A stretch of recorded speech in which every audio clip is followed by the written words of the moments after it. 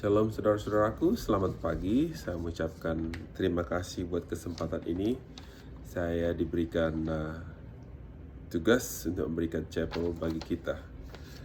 Firman Tuhan yang saya ambil dari Ayub pasal yang kedua ayat 11, ayat yang ke-13.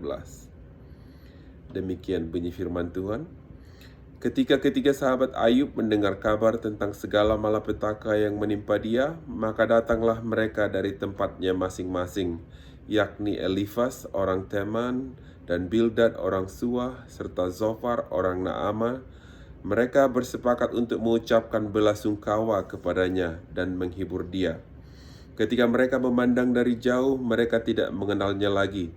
Lalu menangislah mereka dengan suara nyaring. Mereka mengoyak jubahnya dan menaburkan debu di kepala terhadap langit. Lalu mereka duduk bersama-sama dia di tanah selama 7 hari 7 malam. Seorang pun tidak mengucapkan sepatah kata kepadanya, karena mereka melihat bahwa sangat berat penderitaannya. Firman Tuhan saya beri judul pada kali ini adalah sahabat di dalam kasih dan saudara dalam kesukaran. Nah, saya tertarik ya dengan firman Tuhan ini, bagaimana Ayub seorang yang memiliki karakter yang sangat luar biasa. Dia dikenal Tuhan dan juga dikenal masyarakat lingkungannya, tetapi dia tidak dikenal oleh iblis. Dalam percakapan antara Tuhan dengan iblis yang ada di situ dikatakan, apakah engkau melihat hambaku Ayub?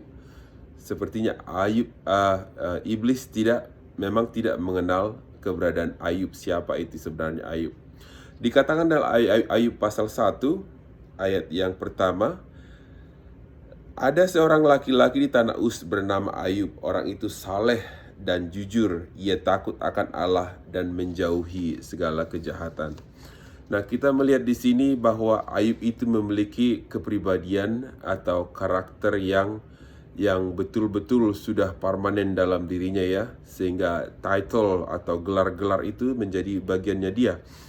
Dia terkenal baik, kalau boleh dikatakan ya, dia orangnya jujur, orangnya saleh dan takut akan Tuhan. Ini adalah nilai-nilai tambah bagi Ayub ya. Dan juga dia adalah orang yang kaya, yang pintar mengajar. Karakter ini akan mempengaruhi banyak orang supaya bersahabat dengan dia, berteman dengan dia. Kalau saya melihat di sini teman-teman Ayub, pada saat mereka mengetahui dan mendengar bahwa Ayub dalam malapetaka, dalam penderitaan yang sangat menyedihkan dan mengerikan, Ayub seolah-olah tidak manusia, sepertinya bukan kehidupannya sepertinya tidak manusia lagi. Udah karena penyakit yang dia alami, penderitaan yang dia alami, tidak bisa mereka melukiskan lagi. Dia itu karena melihat kepedihan, kesakitan Ayub, mereka tidak bisa berkata-kata. Akhirnya mereka berdiam diri selama 7 hari. Dan mereka menangis meratap bersama-sama dengan Ayub. Ini kalau saya lihat ya, ciri-ciri ini, persahabatan mereka ini sangat baik kalau saya melihat ya. Mereka itu mau menjenguk, apa salahnya menjenguk? Mereka menangis, apa salahnya mereka sama-sama menangis? Itulah tanda-tanda sebagai seorang sahabat.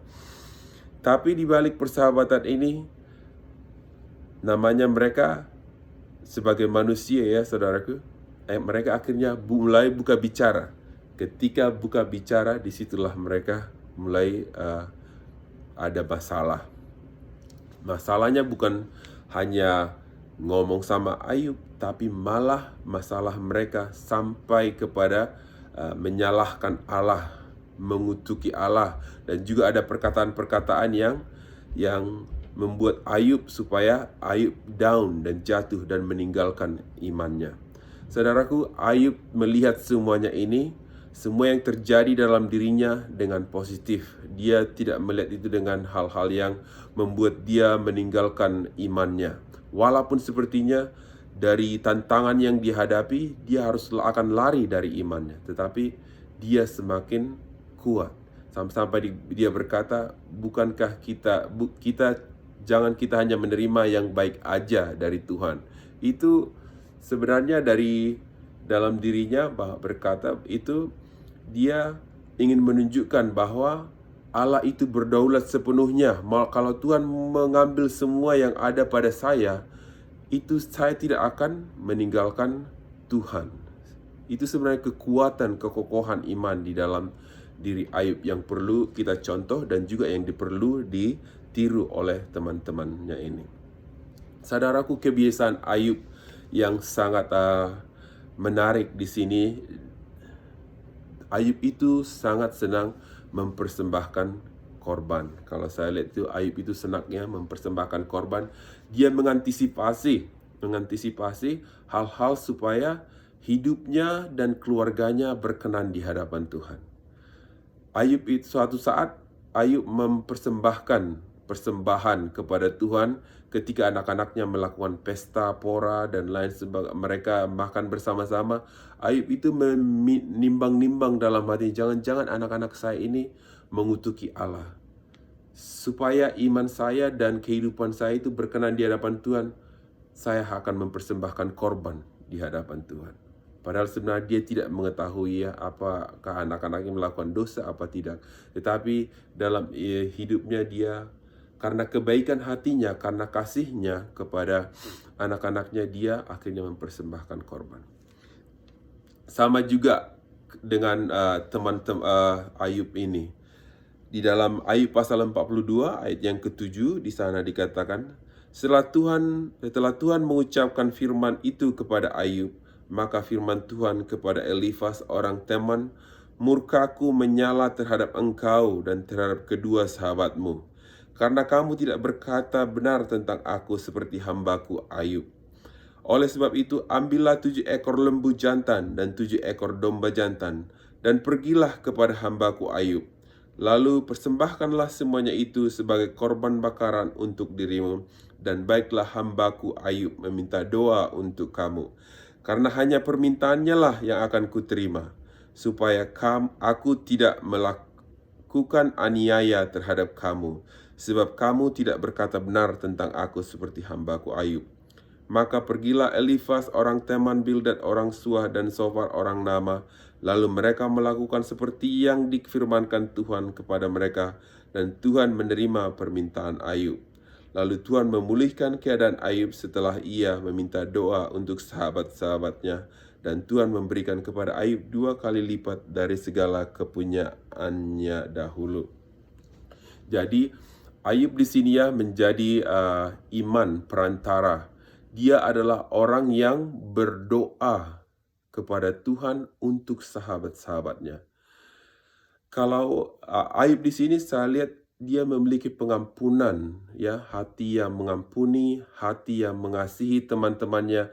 Dia tidak mempersalahkan temannya, dia tidak mengutuki teman-temannya, tapi dia adalah mau mempersembahkan korban kepada Tuhan supaya Tuhan mengampuni mereka dan Tuhan menerima kembali teman-temannya ini dan layak di hadapan Tuhan. Nah, saudaraku, Ayub tidak bisa bahagia sendiri dia juga harus memperhatikan kebahagiaan teman-temannya. Kemenangan teman-temannya ini adalah kemenangan Ayub. Kemenangan Ayub adalah juga kemenangan teman-temannya. Jadi di sini persahabatan mereka itu kita melihat bahwa inilah yang dimaksudkan kasih. Dalam Amsal yang 17 ayat yang 17 dikatakan, seorang sahabat menaruh kasih setiap waktu dan menjadi seorang saudara dalam kesukaran. Jadi Ayub itu karena kasihnya kepada anak-anaknya, karena kasihnya kepada teman-temannya, dia mempersembahkan korban dalam doanya supaya Tuhan mengampuni dia dan Tuhan juga mengampuni saudara-saudaranya. Nah, saudaraku, firman Tuhan ini kalau saya lihat ada hubungannya dengan kita di grup kita yang sederhana ini. Kita semakin Tuhan bawa kepada